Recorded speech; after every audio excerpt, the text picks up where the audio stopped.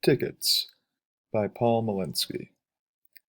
Toby Heckler placed the slip of yellow paper under the windshield wiper of the black Oldsmobile which straddled two parking spaces. On the paper, Toby had printed in red ink, "Cracking Mistake," and signed his name, Toby, in a childish-looking hand. He snapped the cover of his Pilot razor point, slipped the pen over his ear, put the pad of yellow papers in his jacket pocket. He moved down Main Street, his chin held high, his sneakers spanking white from baby's liquid shoe polish.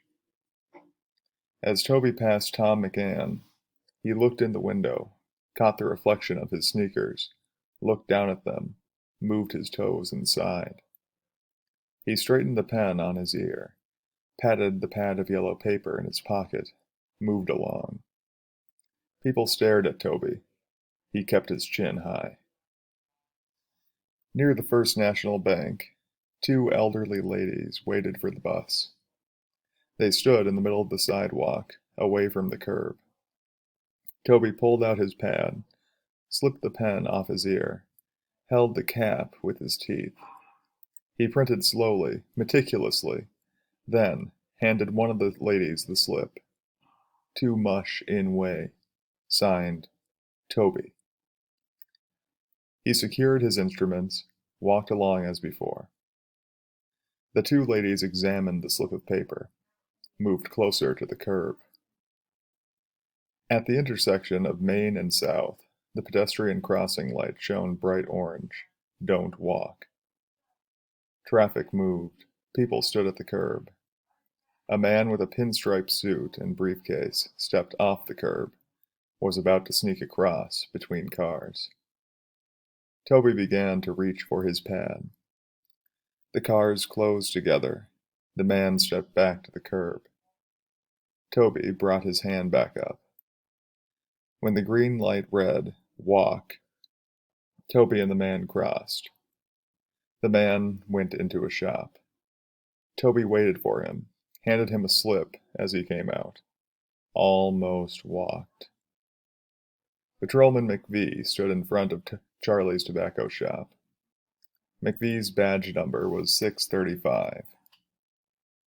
Toby stopped, stood next to him. McVee looked over. "How's it going, Toby?" McVee said. Toby pulled out his pad, showed it to McVee. "Lots of business, eh, Toby?"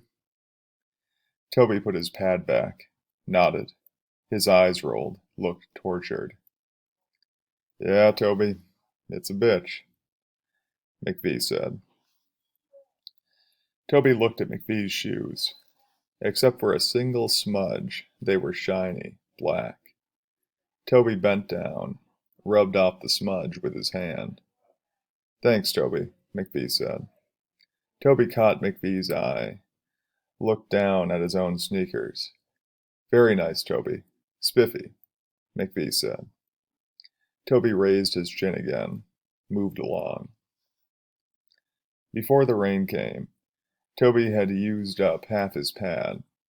Near Mario's grinders, there was a dog tied to a parking meter. He had wrapped his leash tightly around the pole. Toby stuck a slip under his collar. Tide warmed. Toby walked into the YMCA, handed the man at the desk a slip. "Y. Borkin." On a Park Square bench, a man ate a candy bar. He threw his wrapper down. Toby handed him the wrapper and a slip. "Paper en garce." The man walked away, throwing both papers down. Toby caught up to him, gave him the papers again, and another slip. "Not listening." The man said, "Christ," put all the papers back in his pocket.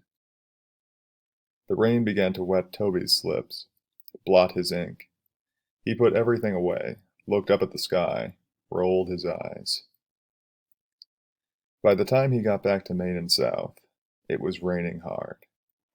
A car moved through the intersection, splashed dirty water on his sneakers.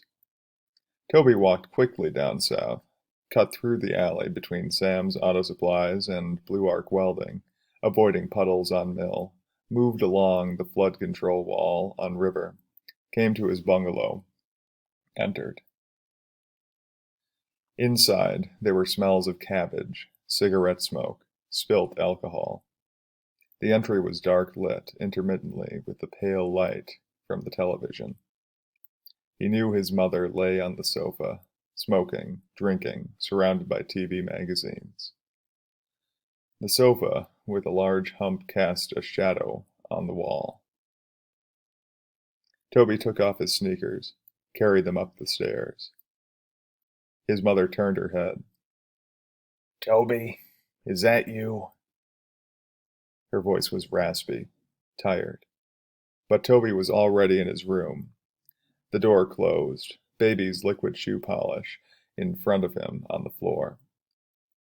His mother moved to the bottom of the stairs. She coughed, yelled, "Toby!" Toby opened the door, showed himself to his mother. She held a cigarette and a drink. "Toby, you could have been a burglar sneaking around me like that." Toby closed the door, reached under his bed. "Toby, you nut!" Toby pulled out a shoebox. On the cover, it read, "Mother's Tickits." Toby wrote 3 slips. Too much somking, too much drinking, too much yelling. He put the slips in the box. Then, before he put the box away, he wrote one more slip in his largest letters. "Everything wrong." With the box safely under his bed, Toby sat on the floor, bit his tongue, went to polishing his sneakers, spanking white.